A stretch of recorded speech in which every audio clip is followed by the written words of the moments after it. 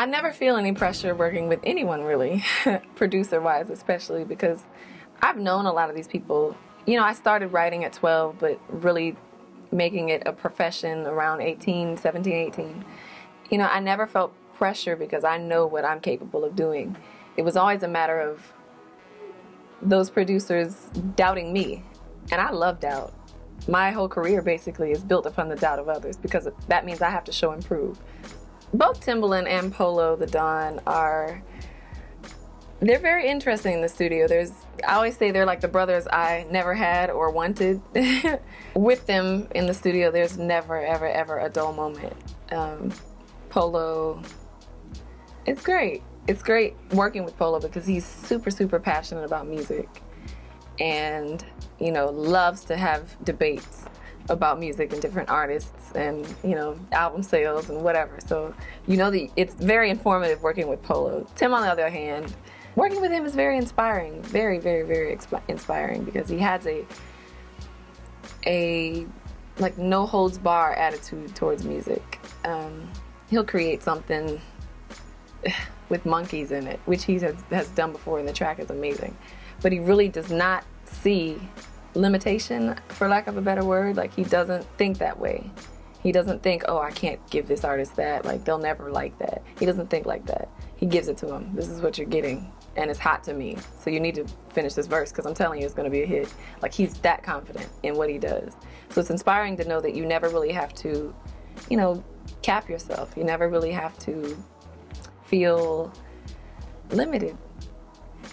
Yeah. You know, you're never in that frame of mind working with Timbaland. So you end up doing things that you don't normally do, and it's great. You know, your sound could change with every record, with every day you're working with Timbaland. It's just the way it is. I'm trying to think of some records that I grew up on. I can't remember who it was, but it was a song called "You Talk Too Much and You Never Shut Up."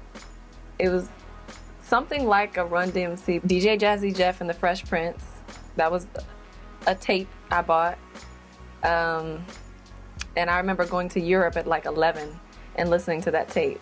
And I remember I had MC Brain's tape that I listened to on that same Europe trip. I remember Crisscross and Debrat. I think when it hit home is when I really, really, really fell in love with hip hop.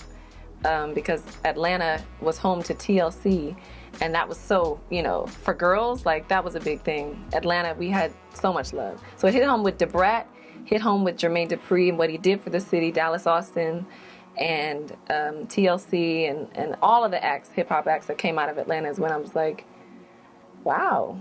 It was overwhelming. It was like, wow, these people are from my same city. So not only did I fall in love with hip-hop, I was inspired to pursue a career in music, knowing that people in my city could do it. So the Atlanta music scene has influenced me just because, you know, I watched people from my city blow up, so to speak.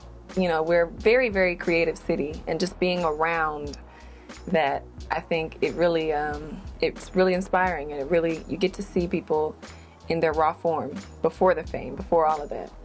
And I think, you know, some of it, when you grow up in a creative place, some of it rubs off on you. Just like if you're in a city that's predominantly business, you're gonna, you know, tend to lean towards the corporate and the things. So yeah, I definitely was inspired by seeing a lot of artists in their raw form and watching them grow to fame. And once again, it let me know I can do this. I can do it too.